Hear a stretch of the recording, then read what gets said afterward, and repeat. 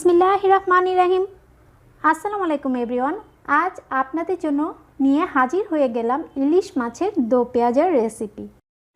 ইলিশ মাছের দো পেঁয়াজের রেসিপির জন্য এখানে আমি একটা বড় সাইজের ইলিশ মাছ নিয়েছি।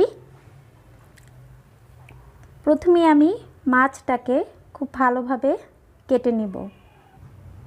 আমি মাছগুলো এরকম টুকরো করে কেটে নিয়েছি আর ডিম সহ কেটেছি। আপনারা চাইলে কিন্তু ডিমটা আলাদা বের করে নিতে পারেন। প্রথমেই আমি মাছগুলো সামান্য লবণ আর হলুদ দিয়ে মেখে নিব। খুব ভালোভাবে দুপাশে আমি হলুদ আর লবণ মেখে নিব। মাছগুলো হলুদ আর লবণ দিয়ে আমি খুব ভালোভাবে মেখে নিয়েছি। প্রথমেই আমি মাছগুলো ভেজে নিব।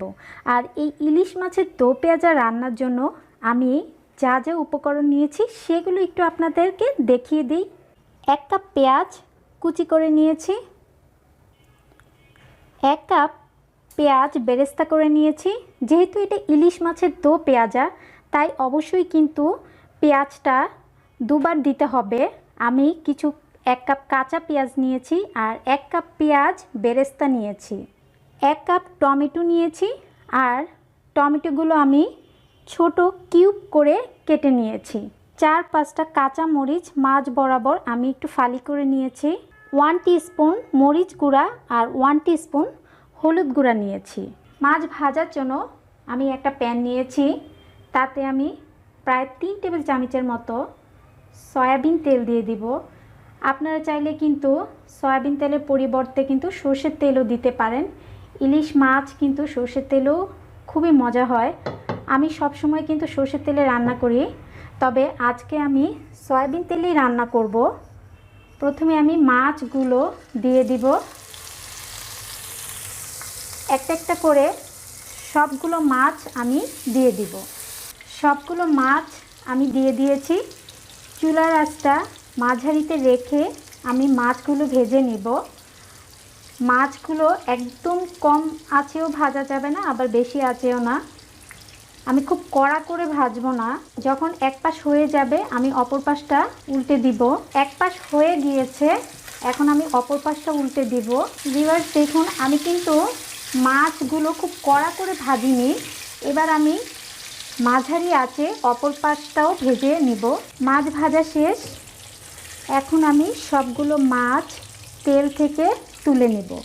আপনারা কিন্তু দেখেই বুঝতে পারছেন আমি মাছগুলো কীরকম করে ভেজে নিয়েছি।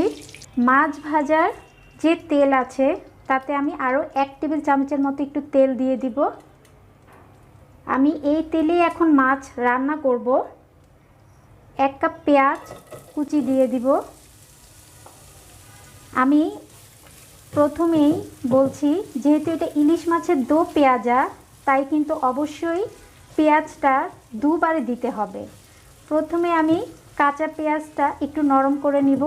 আর আমি প্রথমে আপনাদেরকে দেখিয়ে দিয়েছি যে পেঁয়াজ বেরেস্তা 1 কাপ পেঁয়াজ বেরেস্তা নিয়েছি।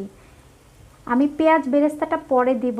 পেঁয়াজগুলো আমি একটু নরম করে ভেজে নিব। পেঁয়াজ খুব তাড়াতাড়ি নরম হয়ে যায়, এই পর্যায়ে আমি সামান্য একটু লবণ দিয়ে দিব।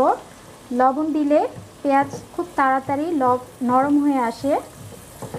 আর ইলিশ মাছ রান্নায় কিন্তু মশলার পরিমাণটা অবশ্যই একটু কম দিতে হয়, কারণ মশলা যদি আমরা বেশি দেই তাহলে যে মাছের যে একটা ফ্লেভার সেটা কিন্তু পাওয়া যায় না। আমি এই ইলিশ মাছের দো পেঁয়াজাটা যে করব খুব কম মশলা দিয়ে। পেঁয়াজ ভাজা শেষ। পেঁয়াজ একটু নরম হয়ে এসেছে আর কালারটাও একটু চেঞ্জ হয়ে এসেছে। এ পর্যায়ে আমি 1 কাপ টমেটো দিয়ে দিব। পেঁয়াজের সাথে আমি টমেটোটা একটু নেড়ে চেড়ে মিশিয়ে নেব। এখন আমি হলুদ আর মরিচ গুঁড়ো দিয়ে দিব আর সেই সাথে সামান্য একটু পানি দিয়ে দিব। পেঁয়াজ, টমেটো আর হলুদ মরিচ যেন পুড়ে না যায় এই জন্য আমি সামান্য একটু পানি দিয়েছি।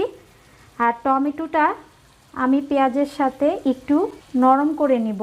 টমেটো যেন খুব তাড়াতাড়ি নরম হয়ে যায় এই জন্য একটা ঢাকনা দিয়ে আমি ঢেকে রাখবো। ফিরে আসছি 2 মিনিট পর। ফিরে এলাম 2 মিনিট পর। ভিউয়ার্স দেখুন, টমেটোগুলো কিন্তু একদম পেঁয়াজের সাথে নরম হয়ে মিশে গেছে। এ পর্যায়ে আমি যে 1 কাপ পেঁয়াজ বেরেস্তা করে রেখেছিলাম সেটা দিয়ে দিব, আর সেই সাথে 4-5টা কাঁচামরিচ ফালি দিয়ে দিব। আর আমি লবণটা চেক করে দেখেছি, লবণটা মনে হচ্ছে একটু কম, তাই আমি আরেকটু লবণ দিয়ে দিব। আর সেই সাথে একটু পানি দিয়ে দিব। দিয়ে আমি পেঁয়াজ বেরেস্তা খুব ভালোভাবে নেড়ে চেড়ে মিশিয়ে নিব। এখন আমি আগে থেকে ভেজে রাখা মাছগুলো দিয়ে দিব। সবগুলো মাছ দেয়া শেষ। আবার আমি একটা ঢাকনা দিয়ে ঢেকে রাখবো। ফিরে আসছি 2 মিনিট পর। ফিরে এলাম 2 মিনিট পর। এখন আমি মাছগুলো অপর পাশটাও উল্টে দিব। খুব সাবধানে কিন্তু মাছগুলো আমি উল্টে দিয়েছি। ইলিশ মাছ কিন্তু অনেক নরম থাকে। আমার রান্না প্রায় শেষ। এখন আমি কিছু ধনে পাতা কুচি দিয়ে দিব। আপনারা অনেকেই যারা ধনে পাতা পছন্দ করেন না তারা কিন্তু স্কিপ করতে পারেন। আমার কাছে ধনে পাতাটা ভালো লাগে তাই আমি দিচ্ছি। ইলিশ মাছের দো পেঁয়াজা রান্না একদম শেষ। এখন আমি এটা পরিবেশন করে আপনাদের দেখাবো। এই ইলিশ মাছের দো পেঁয়াজা আপনারা ভাত, খিচুড়ি অথবা পোলাওর সাথে খেতে পারেন। এটা খেতে যে কতটা মজা! আমার খুবই পছন্দের একটি রেসিপি আজকে আপনাদের সাথে শেয়ার করলাম। আশা করি আপনাদের রেসিপিটি খুবই ভালো লেগেছে। আর ভালো লেগে থাকলে প্লিজ আমাকে সাবস্ক্রাইব করতে ভুলবেন না। পাশে থাকা বেল আইকনটি বাজিয়ে দিবেন, তাহলে যখনই আমি নতুন ভিডিও আপলোড করব আপনারা সাথে সাথে নোটিফিকেশন পেয়ে যাবেন। আজ এখানেই বিদায় নিচ্ছি। সবাই ভালো এবং সুস্থ থাকবেন। আল্লাহ হাফেজ।